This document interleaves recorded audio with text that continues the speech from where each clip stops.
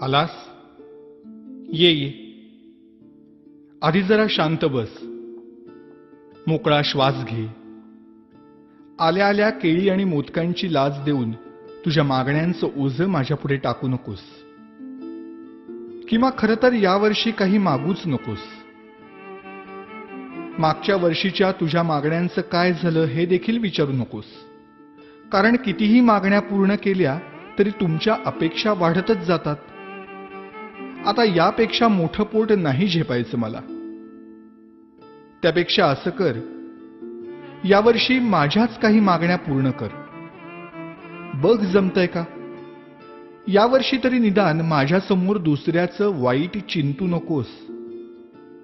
उगीच माझ्या नावाखाली खोटी वर्गणी उचलू नकोस. रात्रभर जागू नकोस. जागलास तरी पिऊ नकोस. प्यायलास तरी निदान झिंगू नकोस.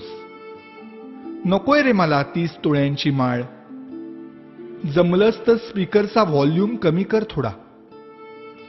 अश्लील शब्दातली तुमच्या गाण्यांची लिरिक्स ऐकवत नाहीत मला. आणि बघवतही नाही तुमच्या कॉम्प्लेक्सच्या गॅदरिंग मधला नंगा नाच.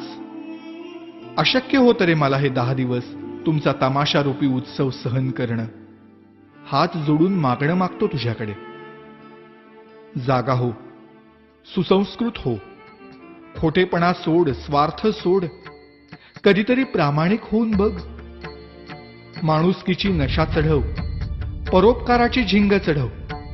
100% मेहनत कर. स्वतःला ईश्वरी अंश मानणाऱ्या लोकांपासून सावध राहा. त्यांच्या आधाराने जगण्याचा प्रयत्न करून स्वतःतला आत्मविश्वास हरवून बसण्यापेक्षा तुझ्यातलं देवत्व मनापासून जप. दहशतीने जग जिंकण्यापेक्षा प्रेमाने मन जिंक.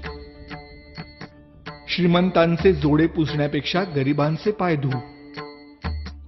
पैशाने श्रीमंत होण्यापेक्षा मनाने श्रीमंत हो.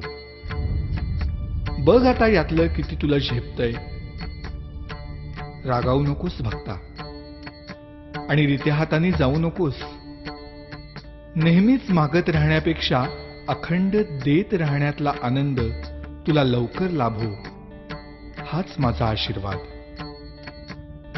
भेटूच पुन्हा.